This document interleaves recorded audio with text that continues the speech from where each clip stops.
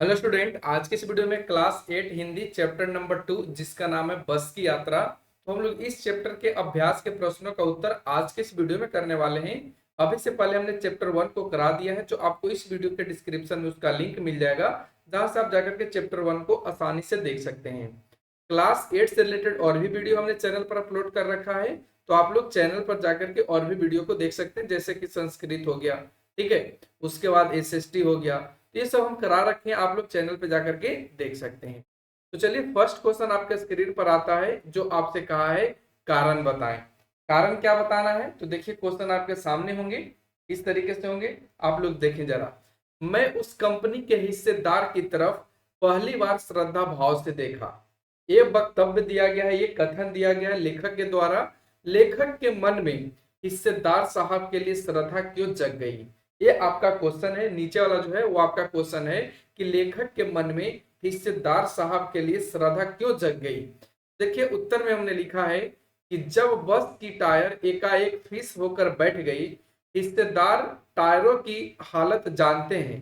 जो हिस्सेदार हैं वो क्या जानते हैं? टायरों की हालत को जानते हैं। फिर भी जान हथेली पर लेकर के, ठीक है, फिर भी जान हथेली पर लेकर के इसी बात से सफर कर रहे हैं। इस आदमी के साहस और बलिदान की भावना को देखकर लेखक के मन में श्रद्धा भाव जग गई। ठीक है, यानी लेखक ये कहना चाहते हैं कि हिस्सेदार साहब जो थे वो ये जान रहे थे कि ये गाड़ी की स्थिति जर्जर है, गाड़ी ठीक तरीके से नहीं चलती है, फिर भी वो हिस्सेदार इसी गाड़ी में यानी इसी बस में सफर कर रहे थे। ठीक है, इस तरफ इस बात को देख करके लेखक ने उसके तरफ श्रद्धा भाव से देखा था। ठीक है, सेकंड क्वेश्चन में देखिए कहा है कि लोगों ने सलाह दी कि समझदार आदमी इस शाम वाली बस से सफर नहीं करते। लोगों ने यह सलाह क्यों दी? तो आइए इसका उत्तर जानते हैं।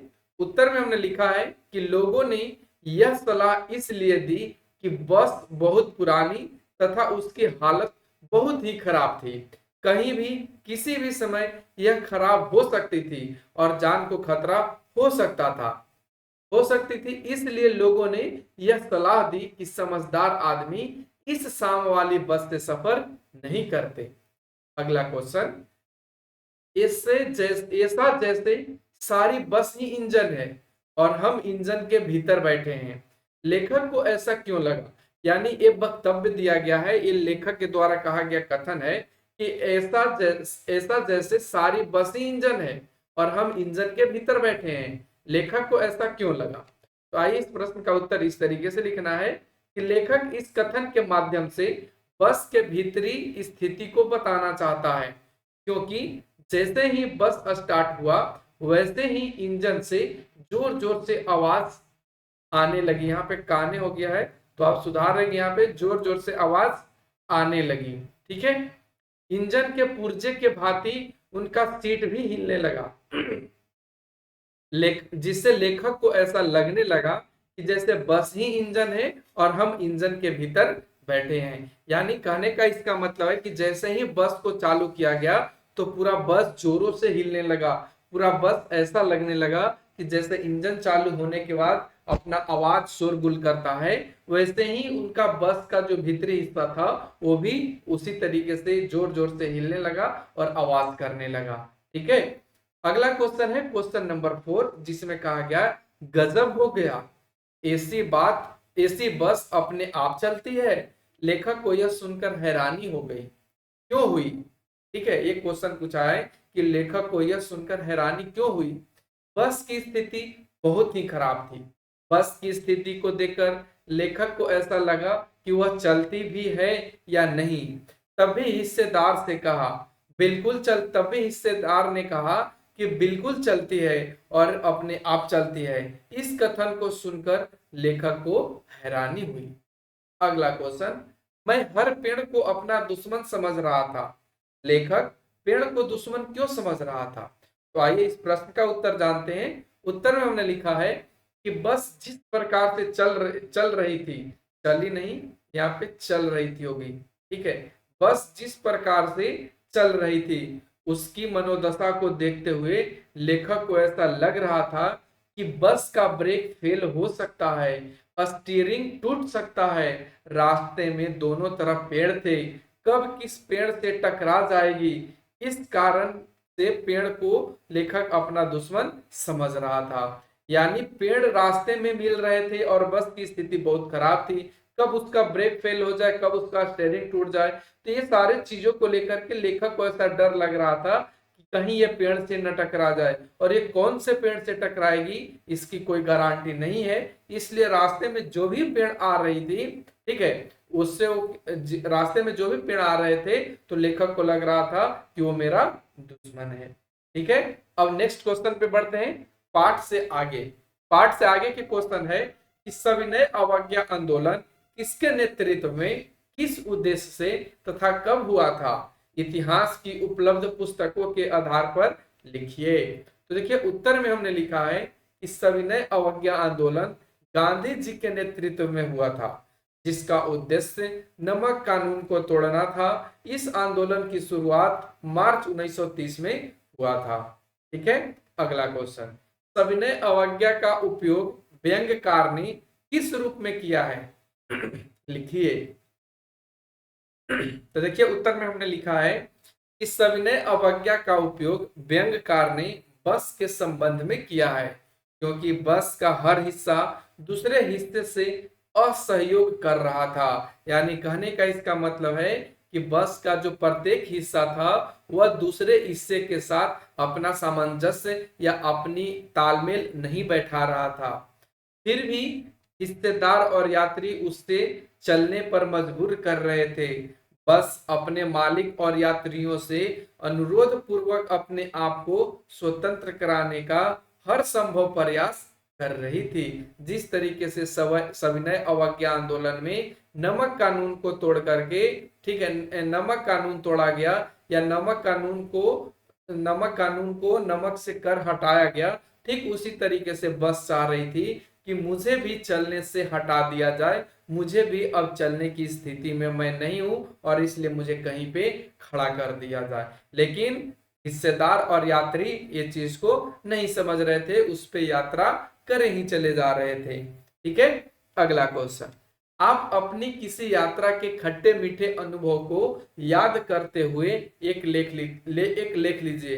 देखिए ये प्रश्न का उत्तर अगर आप लोग स्वयं करते हैं तो ज्यादा बेटर होगा। ठीक है, क्योंकि हम यहाँ पे जो भी लिखेंगे वो अपने अनुसार लिखेंगे, और अगर आप लोग इस क्वेश्चन का आंसर खुद से लिखेंगे, जैसे आप कहीं गर्मी के छुट्टी में घूमने गए, चाहे आप ठंड के दिनों में कहीं घूमने गए, या आप कहीं स्कूल के तरफ से घूमने गए, तो ये चीजों को आप अपने यात्रा के रूप में लिख सकते हैं, तो ये ज्यादा इंपॉर्टेंट होगा। लेकिन यहाँ पे हम थोड़ा सा हिंट्स देने के लिए देखिए लिखा है कि मैं अपने विद्यालय की तरफ से ठंड के दिनों में परिभ्रमण अर्थात टूर पर गया था, जिसमें मुझे विद्यालय की तरफ से सारी सुविधाएं प्रदान की गई थी। हम बच्चे की सवारी एक बस के माध्यम से कराई जा रही थी, जिसमें दिल्ली के लाल किला, ताजमहल एवं अन्य छोटे जगहों पर घुमाने का योजना बनाई गई थी। ठीक है, तो इस तरीके से आप इसको लिख लेंगे, और अगर आप लोग खुद से लिखेंगे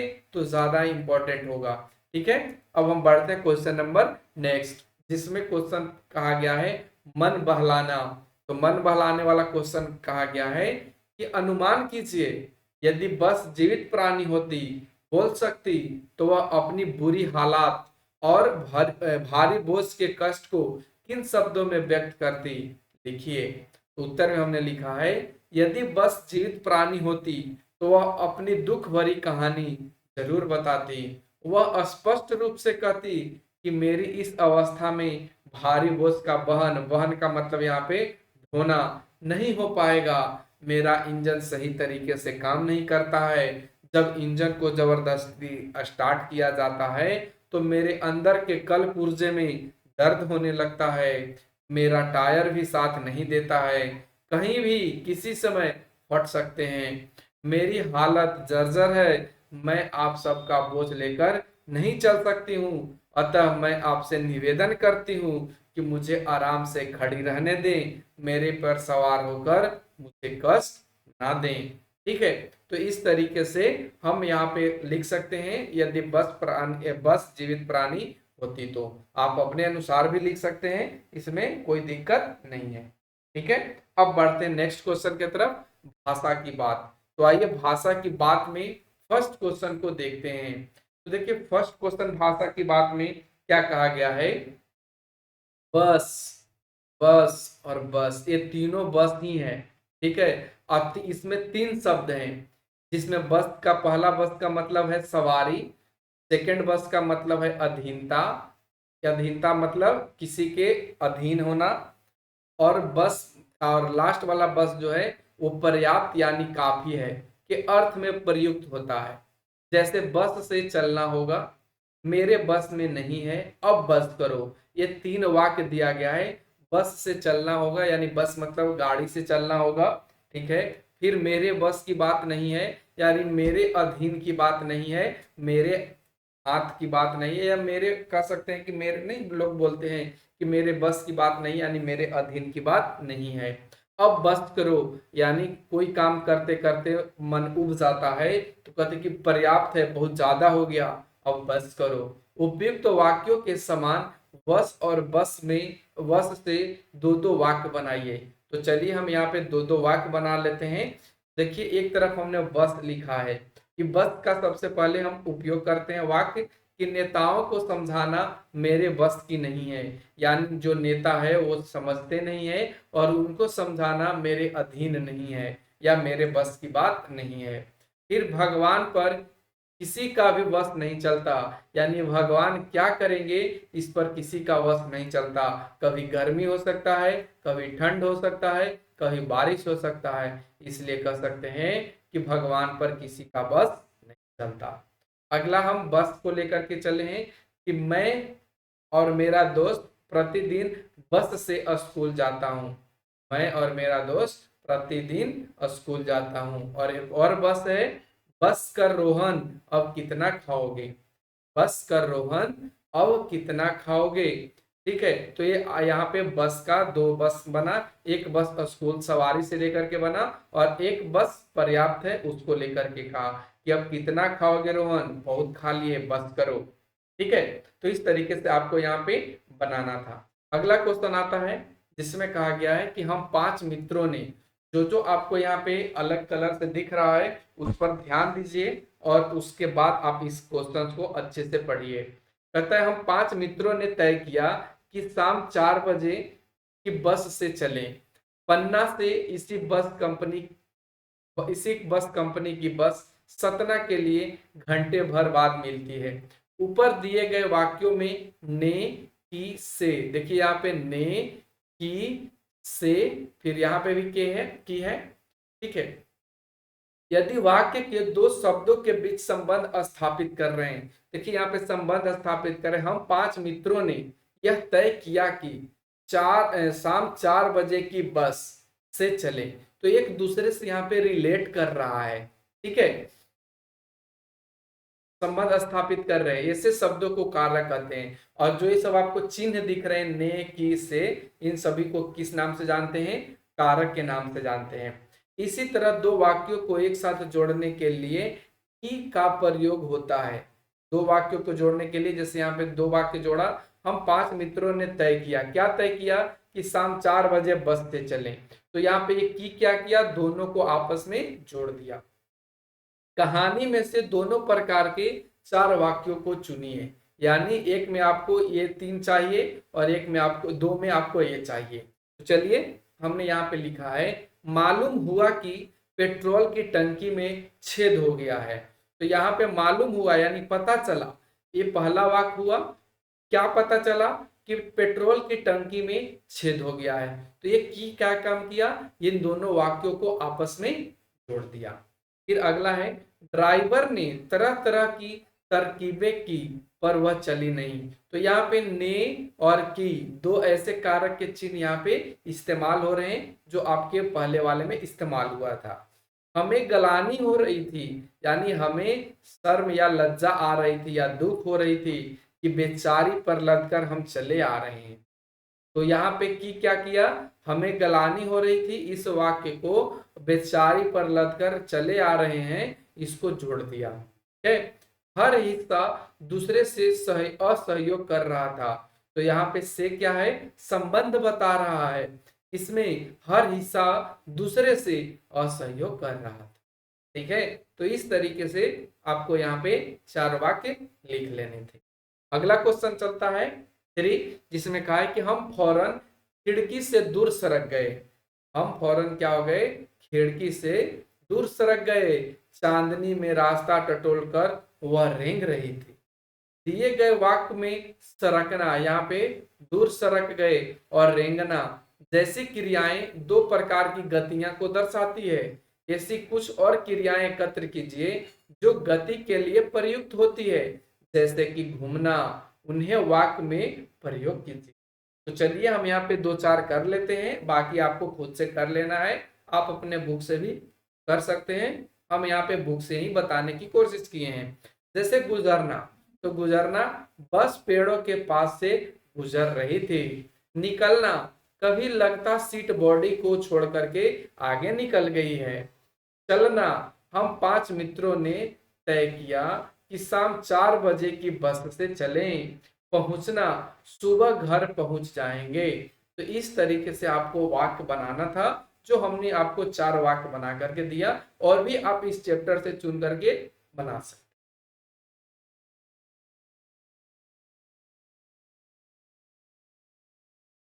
क्वेश्चन नंबर 4 पे आते हैं। क्वेश्चन नंबर देखिए 4 में क्या कहा है, कांच बहुत कम थे, जो बचे थे उस उनसे हमें बचना था। इस वाक्य में बच शब्द 2 तरह से प्रयोग किया गया है, एक विशेष के अर्थ, एक शेष के अर्थ में, और दूसरा सुरक्षा के अर्थ में। यानी कांच बहुत कम बचे थे, यानी ये शेष की बात कर रहा है, और उनसे हमें बचना था, ये सुरक्षा की बात कर रहा है। तो नीचे दिए गए वाक्यों में प्रयोग करके देखिए। ध्यान रहे कि एक ही शब्द वाक्य में 2 बार आने चाहिए, और शब्दों के अर्थ में कुछ बदलाव होना चाहिए। चलिए देखिए, उत्तर में हमने लिखा है, राधा पूरी तरीके से जल चुकी थी। यानी हमको किसको लेकर के बनाना है, इस जल को लेकर के बनाना है। तो राधा पूरी तरीके से जल चुकी थी। जलना, जल का मतलब जलना। ठीक है, जलना। उस पर जल डालने से कोई लाभ नहीं होगा। यानी वो पूरी तरीके से जल चुकी थी। ये जल का मतलब है पानी। तो जब उस आग से पूरी तरीके से जल चुकी थी, तो अब उससे पानी डालने से कोई लाभ नहीं होगा। तो यहाँ पे जल 2 बार यूज हुआ, और दोनों का मतलब अलग अलग है। ठीक है, अगला, यदि वह प्रतियोगिता में हार जाता है। यहाँ पे कौन से वर्ड को लेकर के बनाना है, हार को लेकर के। तो हार, यदि वह प्रतियोगिता में हार जाता है, तो उसे फूलों के हार से सम्मानित नहीं किया जाएगा। यानी उसे फूलमाला के हार से, फूलमाला के जो हार है, उसे नहीं पहनाया जाएगा यदि वो हार जाता है। तो यहाँ 2 तरीके से, एक हार का मतलब है माला, और एक हार का मतलब है प्रतियोगिता में हार जाना, यानी डिफीट हो जाना। ठीक है, तो दोनों का मतलब हम यहाँ पे समझा दिए। अगला क्वेश्चन है 5 नंबर, जिसमें कहा गया है, बोलचाल में प्रचलित अंग्रेजी शब्द फर्स्ट क्लास में 2 शब्द है। बोलचाल के जो अंग्रेजी शब्द है फर्स्ट क्लास, तो इसमें कौन से शब्द है, 2 शब्द है, एक फर्स्ट और दूसरा क्लास। यहाँ क्लास का विशेषण है फर्स्ट, यानी क्लास कैसा है, तो फर्स्ट है। क्योंकि फर्स्ट संख्या है, यानी जो फर्स्ट कहा गया है वो क्या है, एक संख्या है, एक नंबर है। फर्स्ट क्लास संख्यावाचक विशेषण का उदाहरण है। महान आदमी में किसी आदमी की विशेषता है महान। यानी अगर महान आदमी लिखा है, तो इसमें हम कहेंगे कि आदमी कैसा है, तो आदमी महान है। तो यह किस चीज के बारे में बता रहा है, गुणवाचक। और संख्यावाचक कौन बताया, फर्स्ट क्लास में फर्स्ट। ठीक है, फर्स्ट क्या है, संख्या को दर्शाएगा। ठीक उसी तरीके से यहाँ पे महान क्या दर्शाएगा, गुण को दर्शाएगा। तो संख्यावाचक विशेषण और गुणवाचक के विशेषण 2 उदाहरण खोजकर आप अपने बुक से लिखेंगे। तो देखिए हम यहाँ पे संख्यावाचक में लिखें कि 8-10 मील चलने पर सारे भेदभाव मिट गए। तो यहाँ पे संख्यावाचक क्या आया, 8-10 मील। हम 5 मित्रों ने तय किया कि शाम 4 बजे की बस से चलें। तो कितने मित्रों ने तय किया, 5 मित्रों ने। ये 5 मित्र क्या हो गए, संख्यावाचक। अब आगे बढ़ते हैं, गुणवाचक। गुणवाचक कैसे होंगे? तो फर्स्ट में देखिए कहा है कि दोनों तरफ हरे भरे पेड़ थे, यानी पेड़ कैसा था? तो हरा भरा था। ठीक है, तो ये पेड़ की विशेषता बताए जिन पर पक्षी बैठे थे। अगला है दूसरा घिसा टायर लगाकर बस फिर चली, यानी इसमें किसकी विशेषता है? टायर की। टायर कैसा था? घिसा हुआ था। तो यहाँ पे हमने विशेषता बताई और ये आपका विशेषता बताने के साथ ये इसका गुणवाचक हो गया। ठीक है, आगे बढ़ते हैं अगला क्वेश्चन पे। अगला क्वेश्चन इस चैप्टर में है ही नहीं। आज के वीडियो में बस इतना ही, क्योंकि आपके चैप्टर में जितना क्वेश्चन दिया गया था उन सभी प्रश्नों का उत्तर हमने करा दिया। तो आप लोग यदि चैनल पे नए हैं तो चैनल को सब्सक्राइब कर लीजिएगा, वीडियो पसंद आए तो लाइक शेयर कर दीजिएगा। Thanks for watching, take care, bye bye.